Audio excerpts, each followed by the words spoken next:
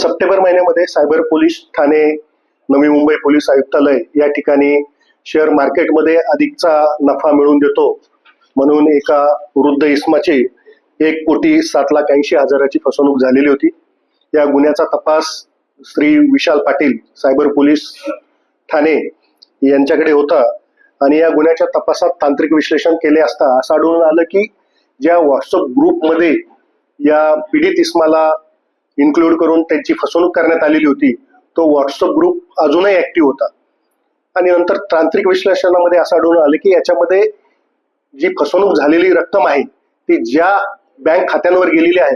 ते बँक खात्याचे मालक किंवा बँक खाता धारक हे पुन्हा या ठिकाणी राहणारे आहेत। त्यांच्या राहत्या घरी छापा टाकून 2 आरोपींना या ठिकाणी सुरेश तळेकर आणि विकास आव्हाड त्यांच्या राहत्या घरातून त्यांना अटक करण्यात आली आणि त्यांच्याकडे विचारपूस केल्यानंतर असं आढळून आलेलं आहे की फक्त या खातेधारकांचे बँक खातेच वापरण्यात येत होते, परंतु हे खाते ऑपरेट करणारे जे काही इसम आहेत ते नवी मुंबई या ठिकाणी एका लॉजवर बसून सोशल मीडिया जसं इंस्टाग्राम असेल, व्हॉट्सअप असेल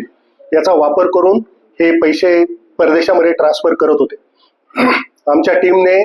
वाशी या ठिकाणी जवळजवळ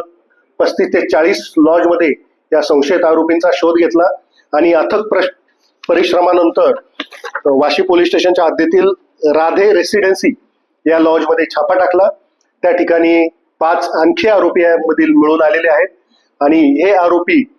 हे खात्यांवर जमा झालेली रक्कम त्यांच्याकडे आलेल्या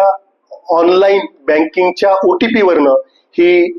चीन आणि कंबोडिया या देशातील खातेधारकांच्याकडे ट्रान्सफर करण्यात असल्याचं आतापर्यंत निष्पन्न झालेलं आहे। आतापर्यंतच्या तपासामध्ये जवळजवळ 118 बँक खाती ही सीज करण्यात आलेली आहे आणि त्यामध्ये अंदाजे 32,50,000चा जो काही रक्कम आहे ती फ्रीज करण्यात आलेली आहे।